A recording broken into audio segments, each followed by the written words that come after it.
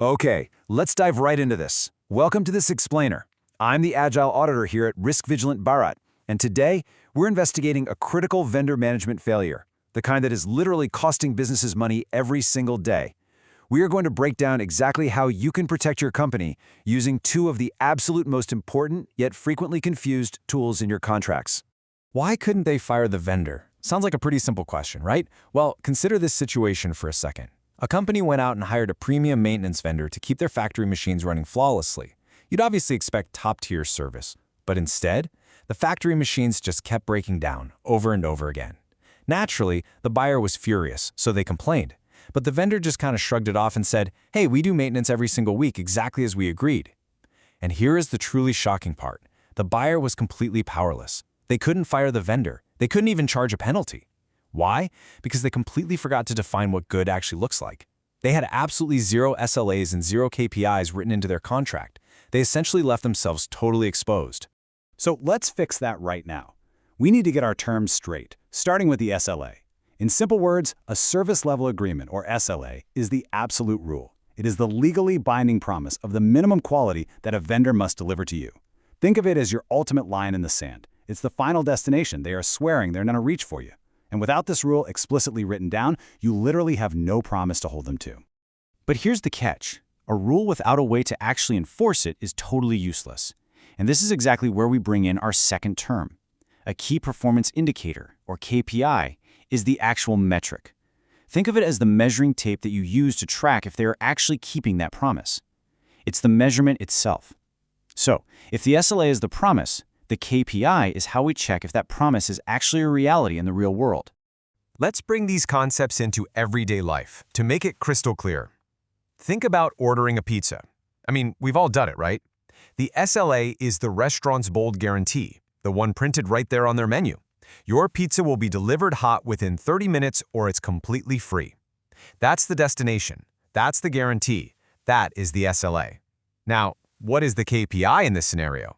The KPI is the running stopwatch. It is the actual timer running from the exact second you hang up the phone to the moment the doorbell finally rings.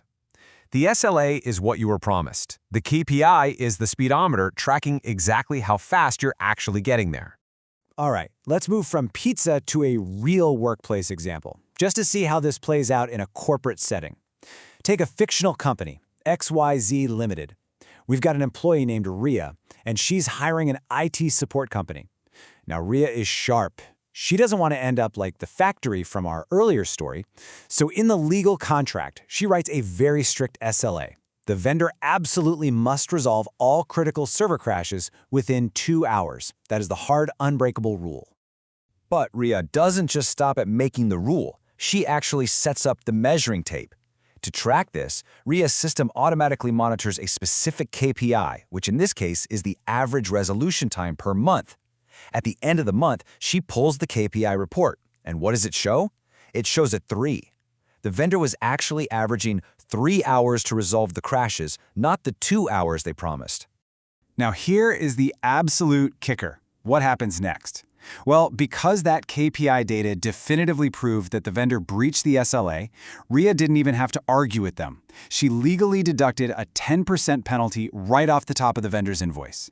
The KPI provided the undeniable hard proof needed to enforce the SLA's consequences. And honestly, that is exactly how you protect your business. And this brilliantly illustrates the difference.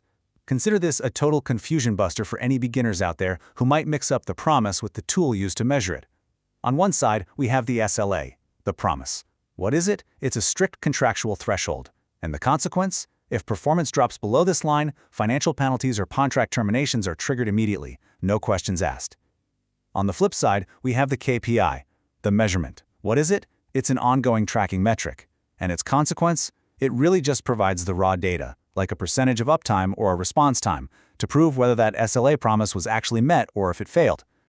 Okay, I need you to put on your auditor's hat for a second, because we absolutely have to talk about the ultimate auditor's red flag. We call this the watermelon SLA. This happens when a vendor's monthly KPI dashboard looks completely green and perfectly healthy on the outside. But when the auditor actually goes down to the floor and talks to the unhappy factory workers, they find out the reality is completely red and terrible on the inside. Green on the outside, red on the inside. Just like a watermelon.